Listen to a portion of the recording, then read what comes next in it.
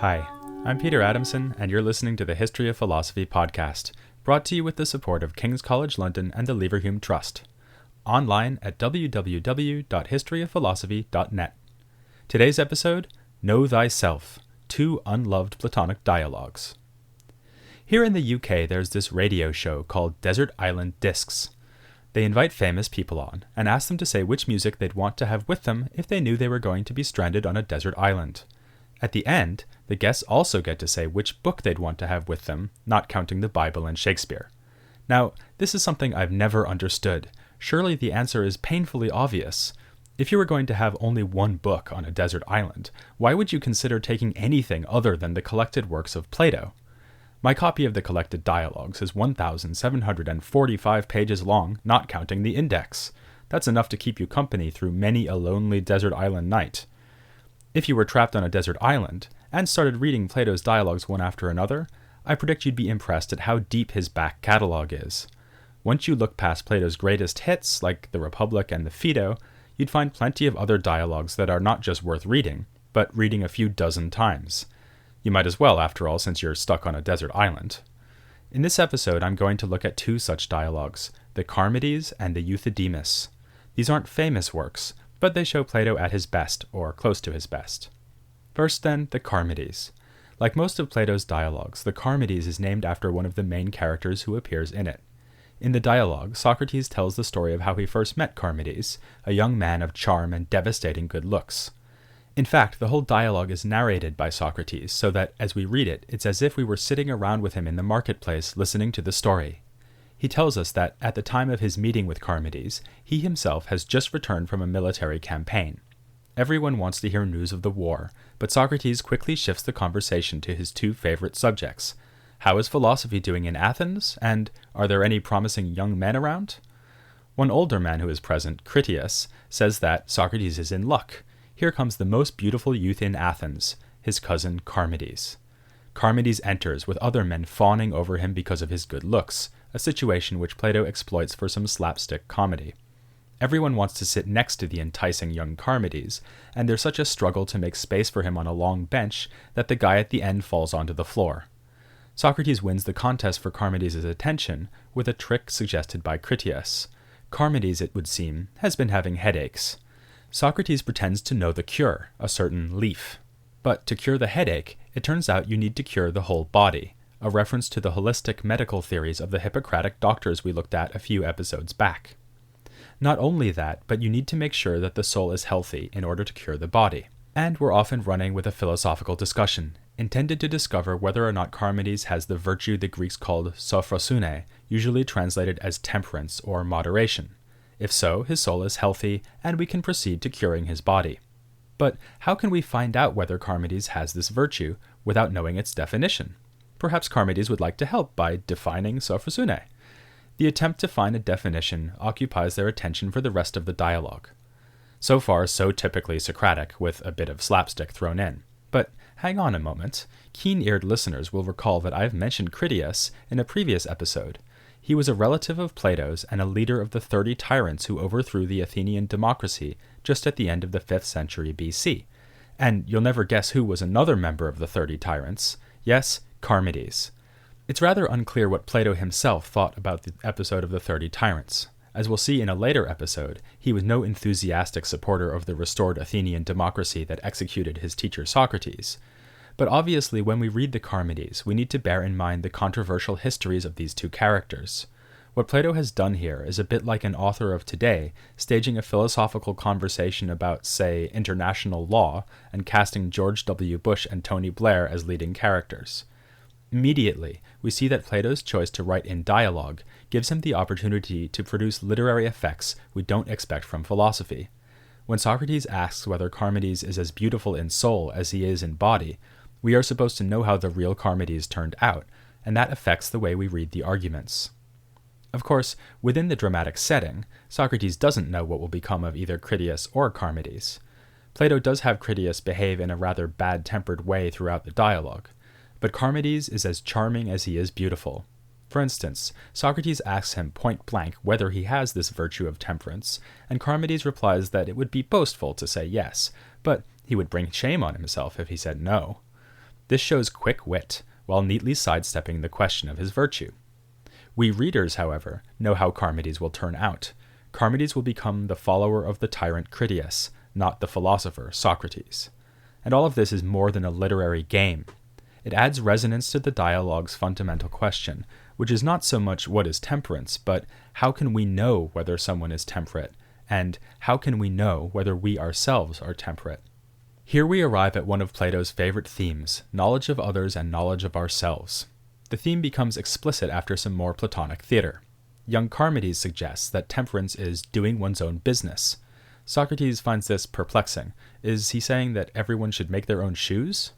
No, says Charmides, that's not what he means, but on the other hand, he isn't quite sure what he does mean. It emerges that this is a definition of temperance he heard from his older relative Critias, who was annoyed at having his cherished definition refuted by Socrates. Taking over the conversation, Critias says that obviously, the definition means that temperance is doing one's business in the sense of doing what one should, in other words, doing good things. Knowingly or unknowingly, asks Socrates. For instance, if I help a man without knowing whether it will benefit him, is this temperance? No, says Critias, that's not what I mean.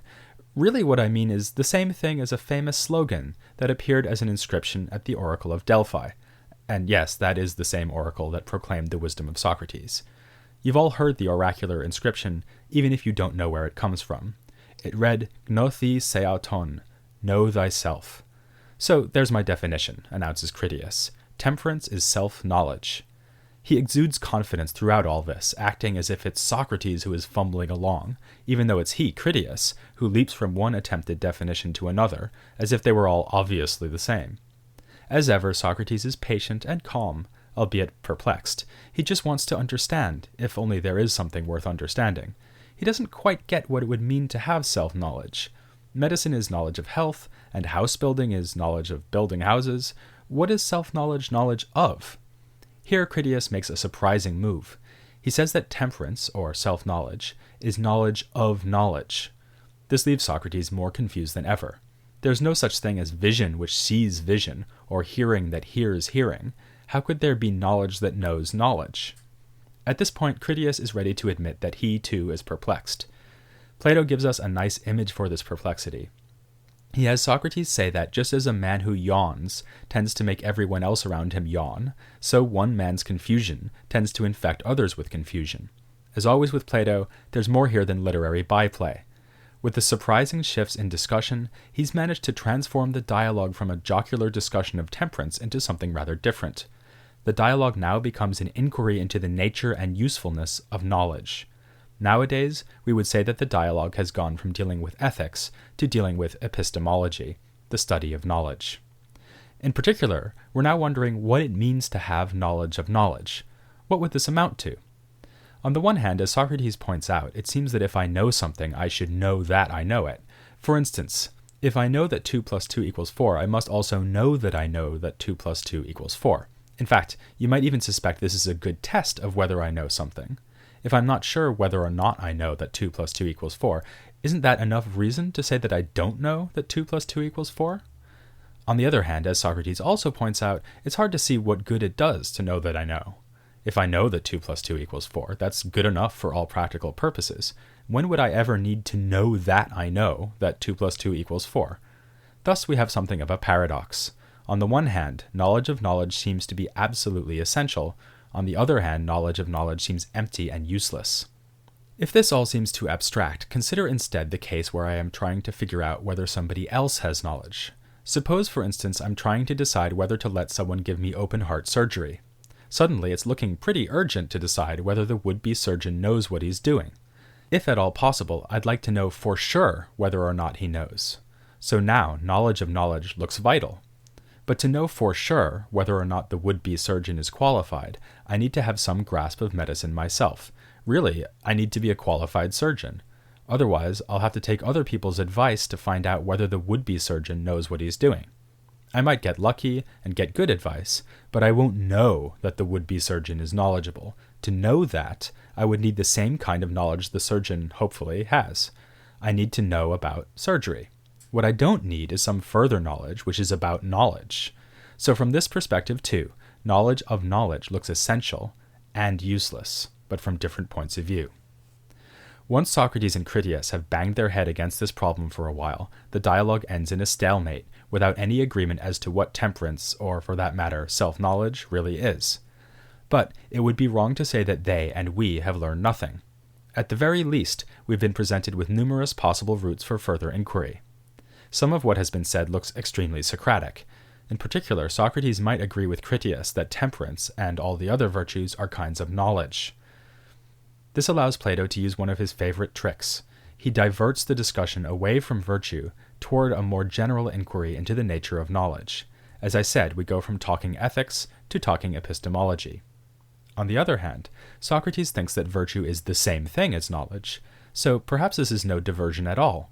Plato is simply working through the implications of this Socratic thesis.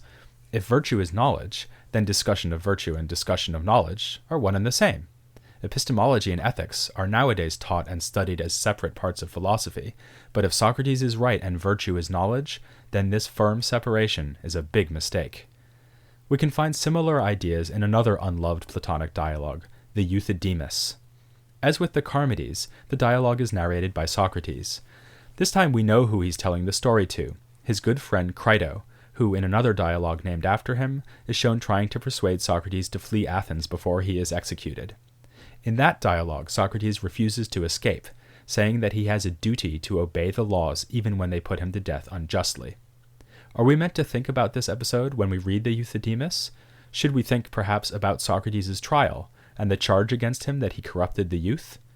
This would be appropriate because, as in the Charmides, the Euthydemus shows Socrates struggling to exert influence over a young man. In this case, the beautiful young man Socrates speaks to is named Cleinias. In the Charmides, Socrates seemed to be competing with Critias to see who would manage to exert influence over the young Charmides. The same sort of thing happens here in the Euthydemus, but this time Socrates' opponents are more fearsome than the rather doltish Critias. They are two sophists, brothers named Euthydemus and Dionysodorus. The two brothers, it emerges, used to make a living as experts in the martial arts. They could teach you to fight wearing armor, to lead men into battle, to devise strategies in war. But they've diversified since then and become specialists in verbal instead of physical violence. They boast that they can teach wisdom and virtue, but what they actually do is bamboozle people with their bewildering wordplay and arguments. Socrates asks for a demonstration. He wants them to use their amazing wisdom to persuade Cleinias to become a philosopher and a seeker of virtue. No problem, they say, and then the sophistical fireworks begin. Euthydemus and Dionysodorus take it in turns to refute poor Cleinias. They ask him questions and show that whichever answer Cleinias gives, he will wind up contradicting himself. For instance, who is it who learns, wise people or ignorant people? Presumably wise people, and Cleinias says so. But the brothers point out that wise people already have knowledge, so they don't need to learn. So it must be the ignorant people, Cleinias says. Wrong again. The ignorant students in any group are precisely the ones who don't learn, otherwise they would hardly be ignorant. Socrates takes all this to be mere tomfoolery, and chastises the brothers for not being serious. He offers to show what he means by persuading Cleinias to develop an interest in philosophy. He questions Cleinias in such a way as to lead him to the classic Socratic conclusion that anything that seems to be good, money, food, power, health, turns out to be good only if you use it with knowledge. You remember this point. Money is useful, but only if you use it on things that will be good for you, and this requires knowledge. Socrates hopes that with this good example, the sophistical brothers will buckle down and lead Cleinias to wisdom rather than to bewilderment. Instead, they reach back into their bag of tricks. A typical argument goes like this. The brothers ask you whether you know anything at all. Sure, you say, there are some things I know. So, if you're knowing, say the brothers, then you must know everything. Otherwise, you'd be knowing and not knowing at the same time, which is a contradiction. Now, I know what you're thinking. This is a stupid argument. It's perfectly possible to know one thing, for instance, how to tie your shoes, while not knowing another thing, for instance, how to look after a giraffe. But the brothers insist on leaving out these qualifications. That's cheating, they complain, and they ought to know, because they put themselves in charge of setting the rules of debate. And so it goes. For instance, the brothers argue that if you have a dog, then the dog is yours. If the dog has puppies, then he's a father, and if the dog is yours and he's a father, then the dog is your father.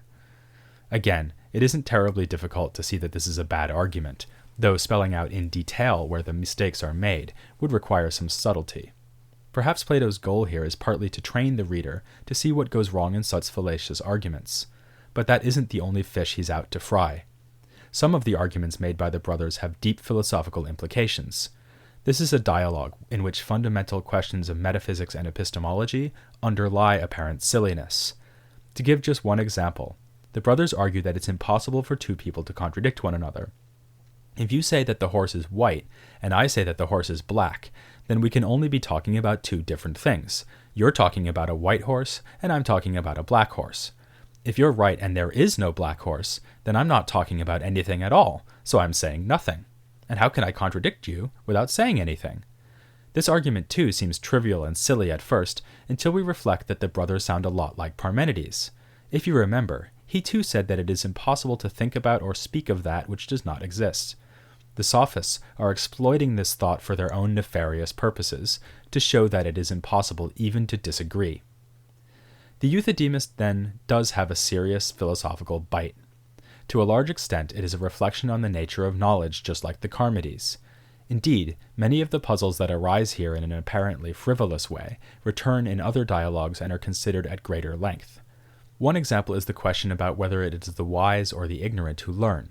This is remarkably similar to Meno's paradox, a staple of every undergraduate course on Plato.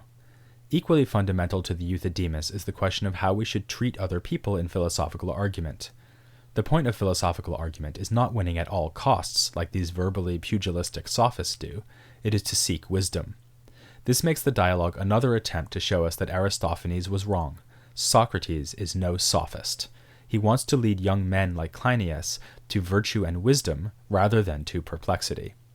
On the other hand, Plato's Socrates leads young men into perplexity too. Of course, Socrates looks good compared to the sophist brothers, but don't the Charmides and the Euthydemus also shed light on the limitations of Socrates? In both dialogues, Socrates has a chance to influence a young man and make him virtuous. We know he fails with Charmides, and things don't go very well with Cleinias either. This leads us to wonder, can talking to Socrates really make a young man virtuous?